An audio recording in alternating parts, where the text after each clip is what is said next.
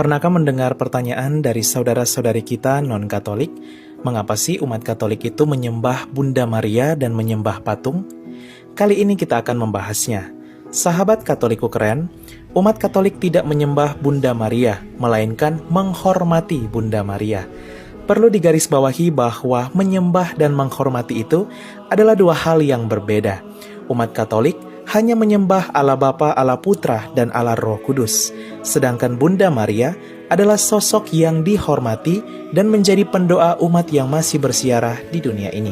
Contoh, saat upacara penaikan bendera, apakah kita menyembah bendera tersebut?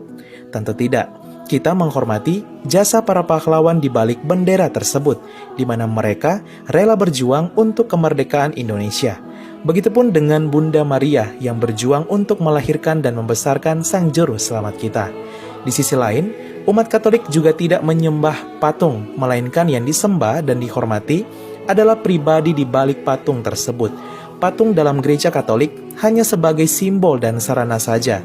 Tuhan Allah juga tidak melarang pembuatan patung, bila tujuannya sebagai sarana untuk mendekatkan diri kepadanya dan sebagai sarana peribadatan. Seperti Tuhan Allah memerintahkan Musa untuk membuat patung ular tedung agar setiap orang yang melihatnya tetap hidup. Dapat kita baca di dalam Bilangan bab 21 ayat 8. Dan juga Tuhan Allah memerintahkan Musa untuk membuat patung malaikat kerubim. Dapat kita baca dalam Keluaran bab 25 ayat 1 dilanjutkan ayat 18 sampai 20.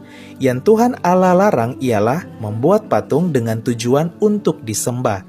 Sedangkan dalam gereja Katolik, patung hanya sebagai simbol saja dan sebagai sarana umat agar merasakan lebih dekat kehadiran sosok kudus di balik patung yang disimbolkan tersebut. Sahabat Katoliku keren, yuk kita lebih dalam lagi mengenal kenapa sih umat Katolik menghormati Bunda Maria dan juga membuat patung sebagai sarana peribadatan. Pertama, Gereja Katolik menghormati Bunda Maria karena Roh Kudus saja melalui Elisabet menghormatinya, apalagi kita manusia yang berdosa ini. Dan ketika Elisabet mendengar salam Maria, melonjaklah anak yang di dalam rahimnya, dan Elisabet pun penuh dengan Roh Kudus, lalu berseru dengan suara nyaring, "Diberkatilah engkau di antara semua perempuan, dan diberkatilah buah rahimmu. Siapakah aku ini sampai ibu Tuhanku datang mengunjungi aku?" Lukas bab 1 ayat 41 sampai 42. Dari sini kita dapat melihat betapa Roh Kudus melalui Elisabet menghormati ibu Sang Juru Selamat, yaitu Bunda Maria. Alasan lainnya mengapa umat Katolik menghormati Bunda Maria karena Tuhan Yesus sendiri yang menyerahkan langsung Sang Ibu tercinta kepada kita. Ketika Yesus melihat ibunya dan murid yang dikasihinya di sampingnya, berkatalah ia kepada ibunya, "Ibu, inilah anakmu."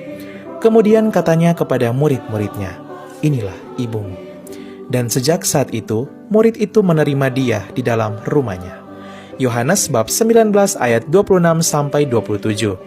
Dari sini juga kita dapat melihat bahwa Tuhan Yesus menginginkan kita agar tidak berjalan di dunia ini tanpa seorang ibu.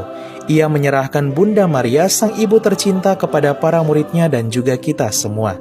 Tak perlu takut menghormati Bunda Maria, karena kita tidak akan pernah bisa melebihi penghormatan yang diberikan Tuhan Yesus sebagai putranya kepada ibunya.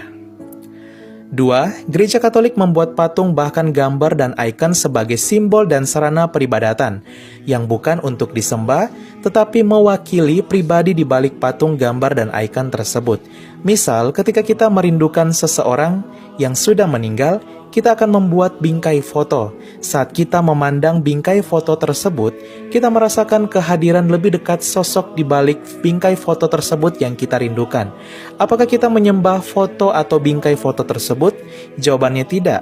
Begitupun dengan patung, dibuat sebagai sarana agar umat lebih fokus berdoa dan juga semakin merasakan kehadiran sosok kudus di balik patung tersebut.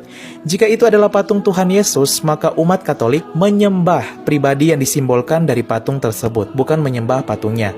Sedangkan jika itu adalah patung Bunda Maria dan Santo Santa, maka umat Katolik menghormati pribadi di balik patung tersebut. Untuk menafsirkan Alkitab, kita tidak cukup hanya melihat satu ayat saja, tetapi melihat secara keseluruhan bab atau pasal. Sahabat Katoliko keren, semoga katekese ini bermanfaat dan semakin menambah wawasan serta kecintaan kita akan iman Katolik yang kudus.